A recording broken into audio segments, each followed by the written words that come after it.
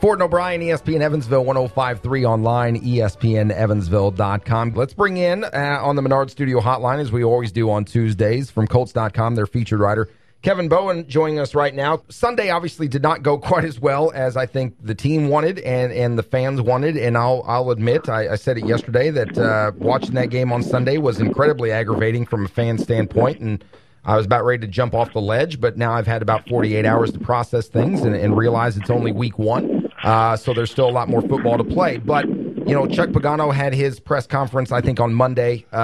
Any positives that came out of that game from his standpoint? I know there was few and far between, but is there anything that he took away from that looked good? Yeah, I guess if we're going to go from an individual standpoint, I think you would go with Henry Anderson and Avonte Davis on the defensive side of the ball.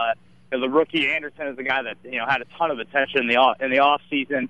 I think he was kind of maybe a sleeper third-round pick for the Colts. A lot of draft pundits thought he was a guy that the Colts might have stolen late there in the third round. And then when Arthur Jones went down, Anderson is now going to start and probably start every game of the season. He had 9 tackles, 8 of those solo on Sunday against the Bills. And for a defensive lineman and interior lineman to have that many stops is a really, really impressive number. So I think there's a positive. Avonte Davis, I think we talked about it a little bit last week, him maybe shadowing opposing top wideouts in the NFL this year, and he held Sammy Watkins to 0 catches and 3 targets. So, yeah, I mean, if we're going to go individual positives, I think it's Henry Anderson and Avonte Davis, but unfortunately it was just a bunch of self-inflicted penalties early on.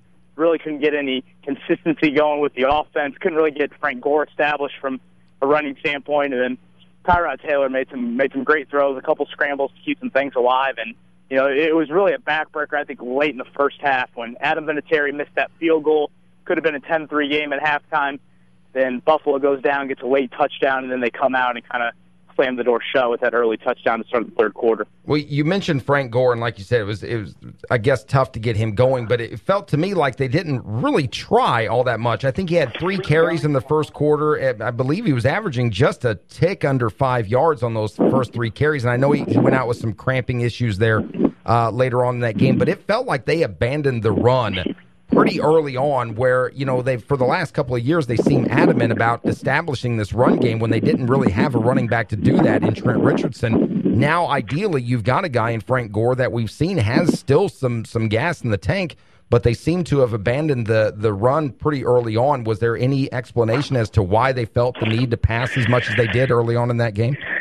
Yeah, and I think Gore, he had 2 or 3 carries on an opening drive, had that 7-yard carry to start things off, and you thought, okay, this is going to be a pretty good day from the running standpoint. Yeah, it looked great. And then that just quickly changed. And I think the big thing that Andrew Luck talked about, and Chuck Pagano as well, is kind of the Bills dictated what the play calling was at the line of scrimmage. And oftentimes with Rex Ryan teams, it's put 7, 8, 9 guys up on that line of scrimmage, and then you've got to count for, okay, who am I actually bringing? And for the Colts, when they saw those looks, it meant pass, and that's what you saw, I think, early on in the first quarter and second quarter as well. And then once you dig yourself a multi-score deficit, then you got to throw the football. So I think going forward, the Colts know that they have to establish Frank Gore more than they did on Sunday in Buffalo. Especially when you're facing a team that brings all that pressure that Buffalo does, and the Colts weren't able to win some of their one-on-one matchups on the outside. And then that's what led, I think, to the snowball effect. I go back to that opening drive, and that Kyler Holmes holding penalty. I think that came after a Dwayne Allen catch down to about the 20-yard line, and then Lance Lewis had a false start after that. Next thing you know, instead of being in the red zone, you're 1st and 25. And if you get behind the chains against a Rex Ryan defense, it's no recipe for success. I think that just built, and then the crowd got some momentum after the Percy Harvin touchdown, and from there, things just kind of snowballed. So I think it's definitely an emphasis going forward. You've got to give Frank Gore more touches than, just 8 carries for 31 yards. Well, and, it's easy for everybody, including us, to just kind of get down on the Colts. But there's 2 teams on the field. This Buffalo defense, we knew coming into the season, we're going to look pretty good. Rex Ryan is a defensive-minded coach. That's what he does. But after that game, you saw that firsthand, and you're around a lot of other people on the inside, if you will. Is that Buffalo defense maybe a little better even than people thought?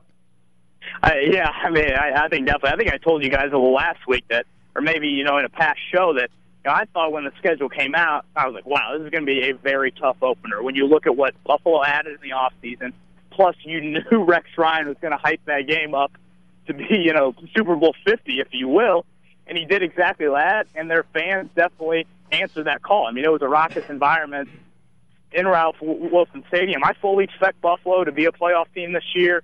Games like they have on Sunday against New England, they've got to win those games if they want to challenge for the AFC East crown. But that's the only division of football that all four of their teams won on Sunday. And I think Buffalo, if Tyrod Taylor can play anywhere near what he played on Sunday, and LaShawn McCoy continues to get healthy, I see no reason why the Bills aren't going to be in the playoffs come January.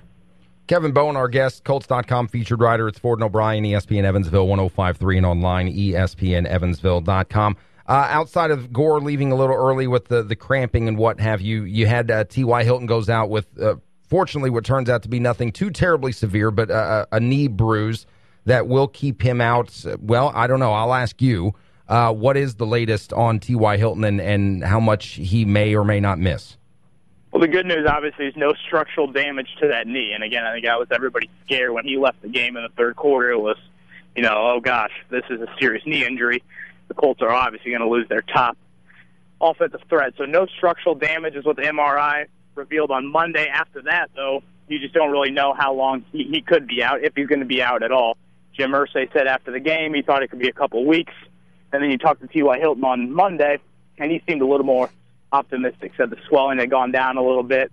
If there is an advantage, going into this Monday night game, the Colts now have an extra day to get ready. That means, extra rest day for a guy like T.Y. Hilton, extra rest day for a guy like Robert Mathis as well. So I don't think we're going to get a real concrete answer on that until practice begins on Thursday. Again, everything gets pushed back a day because of that Monday night game. So instead of the first practice tomorrow, the first injury report will come on Thursday. So I say it wouldn't shock me at all if Mathis or if Hilton missed on Monday night. But at the same time, I think the good news is, looking big picture, is it looks like he's not going to be missing too significant amount of time. So who steps into the wide receiver one spot for him? Is that becoming Andre Johnson, Dante Moncrief? Who fills that void? I think it's got to be a mix of both. I mean, I think it's Johnson and Moncrief are going to be the head of that class, and then Phil Dorsett and Griff Whalen as well got to play. And I think it was nice that Dorsett got some run there late. He didn't play a lot really in the first three quarters. Dante Moncrief got all of those number 3 wideout reps, which is kind of something that I had thought. I thought what Moncrief showed last year, he deserved to get the first crack at that. But now going forward, you've got to play Dorsett if Hilton misses any time. And Johnson and Moncrief, I think, will be your starters in that base offensive set with Kobe Fleener and DeWayne Allen. But then when you go to a third wideout, Dorsett and Griff Whalen, I think, are your two guys that you're going to have to count on as well. And maybe we do see an expanded package for Phil Dorsett going forward. You mentioned Robert Mathis. I saw the story the other day. I can't recall where it was, but there was a report that he had some 10 surgeries on that Achilles to try to get himself ready. I know Robert has always said from day one he was shooting for being in that game on Sunday. Irsay has come out and said he envisioned it more of an October-November kind of timeline. Where is he at now, and what's the likelihood that we get a chance to see Robert Mathis maybe sooner rather than later? Yeah, Jim Irsay said during the telecast of the preseason finale, which was a week ago last Thursday against Cincinnati, that he thought Robert would play in a September home game. The only September home game is Monday night against the Jets. So I think the signs right now point to that. Chuck Pagano wouldn't say that on Monday, but he said he expects Mathis's practice reps to be amped up a little bit this week, and then a decision to become later in the week in terms of if he does get out there on Monday night. So I think right now, with him not playing it, obviously Sunday against Buffalo, the Jets seems like a real possibility for Mathis to make his debut in it. If he's out there, again, that'll be the first time he's been on a NFL playing field since that divisional loss to the Patriots back in 2014. When he comes back, whenever that is, I assume he'll be on some kind of, for lack of a better term, a pitch count of some kind. I mean, how much are we talking him being in on third downs? Yeah. Have they given any kind of indication on what kind of capacity he would play if he does find himself back on the field as early as Monday? No indication of that. I think right now, I want to say his practice reps are right around 15 to 20 team plays.